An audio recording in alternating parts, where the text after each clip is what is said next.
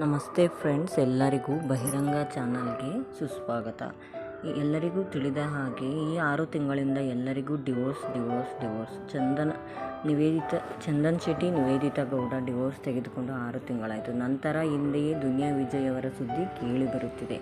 ಹಾಗೆಂದರೆ ದುನಿಯಾ ವಿಜಯ್ರವರು ಈಗಾಗಲೇ ನಾಗರತ್ನ ಅವರನ್ನು ಬಿಟ್ಟು ಮಕ್ಕಳು ಚಿಕ್ಕವರಿದ್ದಾಗಿಂದಲೇ ಕೀರ್ತಿ ಅವರ ಜೊತೆ ಸಂಬಂಧ ಇರುವುದು ತಿಳಿದು ಕೀರ್ತಿ ಅವರ ಜೊತೆ ಮದುವೆ ಮಾಡಿಕೊಂಡಿದ್ದಾರೆ ಎಂದು ತಿಳಿದು ನಾಗರತ್ನರವರು ದೂರ ಆಗಿ ಮಕ್ಕಳು ಚೆನ್ನಾಗಿರಲಿ ಎಂದು ತಿಳಿದು ಕೀರ್ತಿ ಅವರ ಜೊತೆ ದುನಿಯಾ ವಿಜಯ್ ಅವರು ಬಾಳುತ್ತಿದ್ದರು.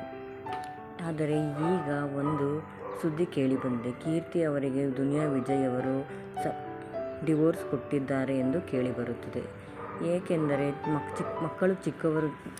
ನಾಗರತ್ನರವರಿಗೆ ಡಿವೋರ್ಸ್ ಕೊಟ್ಟು ಕೀರ್ತಿಯವರ ಜೊತೆಗೆ ಬರುವ ಮುಂಚೆನೇ ಮಕ್ಕಳು ಚಿಕ್ಕವರಿದ್ದರು. ಆಗಾಗಲೇ ಅವರು ಕೀರ್ತಿಯವರ ಜೊತೆಗೆ ಮಕ್ಕಳು ತುಂಬ ಚೆನ್ನಾಗಿ ಇರುತ್ತಿದ್ದರು. ಹಾಗಾಗಿ ಅವರು ಡಿವೋರ್ಸ್ ಎಂಬ ಮಾತು ಇರಲಿಲ್ಲ. ಈಗ ಸ್ವಲ್ಪ ದಿನದಿಂದಲೇ ಕೀರ್ತಿಯವರು ಎಲ್ಲೂ ಕಾಣಿಸುತ್ತಿರಲಿಲ್ಲ.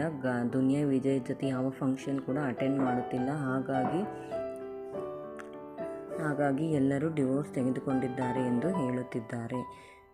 ದುನಿಯಾ ವಿಜಯ್ ಅವರ ಮಗಳಾದ ಮೋನಿಶಾ ಹಾಗೂ ಮೋನಿಕಾ ಇವರೇ ನೋಡಿ ಫ್ರೆಂಡ್ಸ್.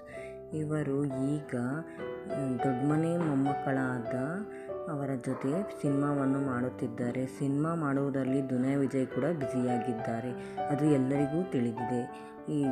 ಈ ಸಿನಿಮಾ ಮುನ್ನ ಬಾರದ ಕೂಡಲೇ ತಂದೆ ಮಕ್ಕಳು ಎದೆ ಎತ್ತರ ಬೆಳೆದ ಕೂಡಲೇ ಮಕ್ಕಳ ಜವಾಬ್ದಾರಿ ಹೆಚ್ಚಾಯಿತು ಎಂದು ಹೆಂಡತಿಗೆ ಡಿವೋರ್ಸ್ ಕೊಟ್ಟಿರಬಹುದು ಎಂದು ಕೆಲವರು ಹೇಳುತ್ತಿದ್ದಾರೆ.